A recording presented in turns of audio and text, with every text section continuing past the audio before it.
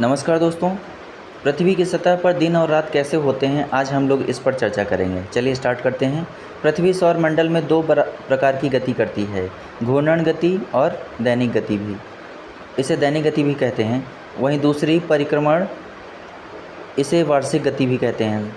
पृथ्वी सदैव अपने अक्ष पर पश्चिम से पूर्व की दिशा में घूमती रहती है, जिसे पृथ्वी का घूर्णन या परिभ्रमण कहते हैं।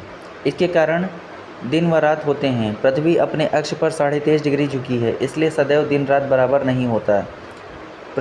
विषुवत रेखा पर सदैव दिन रात बराबर होता है, क्योंकि इसे प्रकाश वृत्त हमेशा दो बराबर भागों में बांटता है। 21 मार्च से 23 सितंबर की अवधि में उत्तरी गोलार्ध सूर्य का प्रकाश 12 घंटे या उससे अधिक समय तक प्राप्त करता है। अतः यहाँ दिन बड़े तथा रातें छोटी होती हैं। जैसे जैसे उत्तरी ध्रुव की ओर बढ़ते जाते हैं, दिन की अवधि भी बढ़ती जाती है। उत्तरी ध्रुव पर दिन की अवधि 6 महीने की होती है।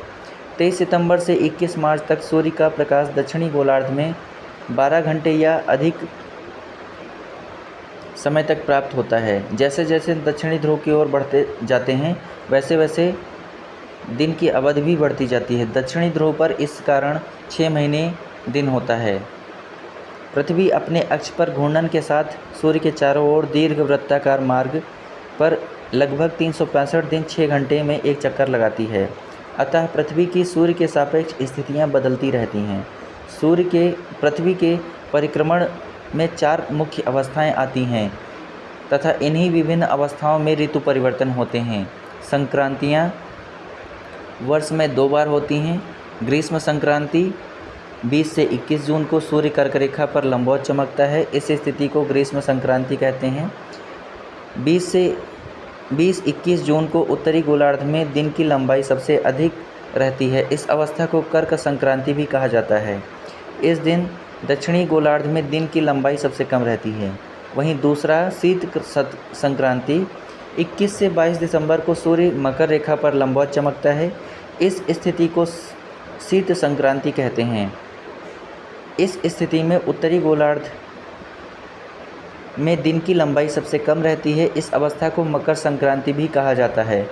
इस समय दक्षिणी गोलार्ध में दिन की लंबाई सबसे अधिक होती है।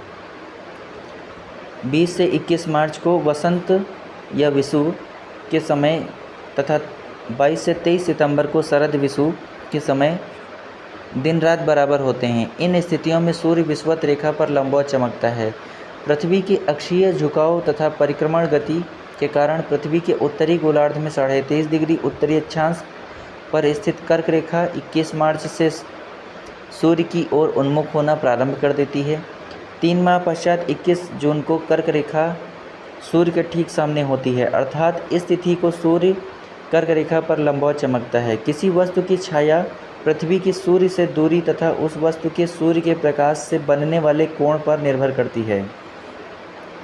सबसे छोटी छाया तब बनेगी जब कोण सबसे कम बनेगा।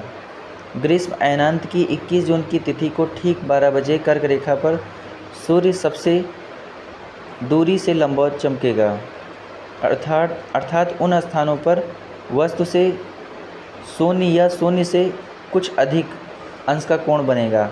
पृथ्वी यदि सभी स्थानों पर समतल होती अर्थात इसका आकृति चपटी होती, तो कर्क रेखा पर सभी स्थानों पर 12 बजे 21 जून को शून्य अंश का कोण बनता।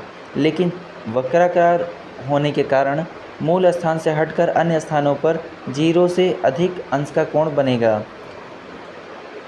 0 डिग्री अंश का कोण बनने पर छाया एकदम नहीं बनेगी।